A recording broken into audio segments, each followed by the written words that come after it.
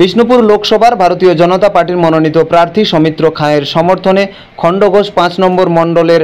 আমলে বাজার থেকে শেহারা বাজার পর্যন্ত একটি বর্ণাঢ্য পদযাত্রা করা হয়। এই পদযাত্রার শেষে শেহারা বাজারের বাসস্ট্যান্ডের সম্মুখে একটি পথসভা অনুষ্ঠিত হয়। উক্ত সভায় প্রধান বক্তা হিসেবে উপস্থিত ছিলেন বিশিষ্ট চলচ্চিত্র অভিনেতা তথা বিজেপির রাজ্য কালচারাল সেলের কনভেনর রুদ্রনীল ঘোষ, ছিলেন কালচারাল সেলের কো কনভেনর প্রদীপ ধর ও রাজ দে, লোকসভার কো কনভেনর তথা জেলা সহসভাপতি মৃত্যুঞ্জয় চন্দ্র, জেলা সাধারণ সম্পাদিকা শম্পা মাথুর, মণ্ডলের সভাপতি কৌশিক আশ, মণ্ডলের সাধারণ সম্পাদক অনুপম দাস ও অজিত সাঁতরা সহ বিজেপির অন্যান্য নেতৃত্ব ও কর্মীরা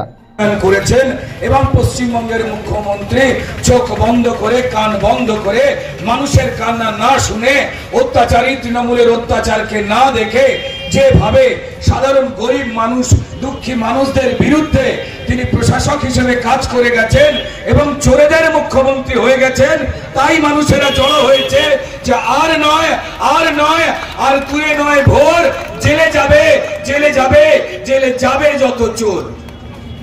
আমি পুরুষ, প্রত্যেকের অসম্মান হোক, তারাই এখনো তৃণমূলের পক্ষে যারা চায় চুরির পয়সায় চুরির ভাত খেয়ে তারপর জেলে গিয়ে জেলের মোটা ভাত খেতে আইনি পদ্ধতিতে তারাই এখনো তৃণমূলের পক্ষে রয়েছে। না হলে যে রাজনৈতিক দল, আজকে আপনারা সকলেই জানেন সর্বত্র খবর যে 2011 সাল থেকে যা যা ওবিসি সার্টিফিকেট মমতা বন্দ্যোপাধ্যায়ের চোর মন্ত্রিসভা ইস্যু করেছে, সেই সবকটা সার্টিফিকেট যে ভুয়ো, জালি, নষ্ট,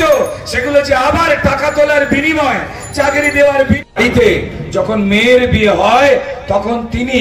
যেমন কাগজে বিজ্ঞাপন দেননি যে ছেলে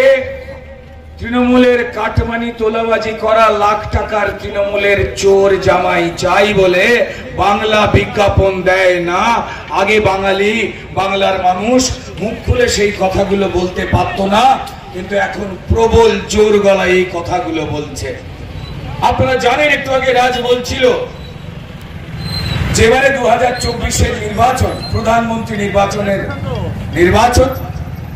এবং অধিকাংশ জায়গাতেই ভারতবর্ষের অর্ধেকের বেশি অর্ধেক এখন নির্বাচিত করেই ফেলেছেন আমার দেশে প্রধানমন্ত্রী কে হবে।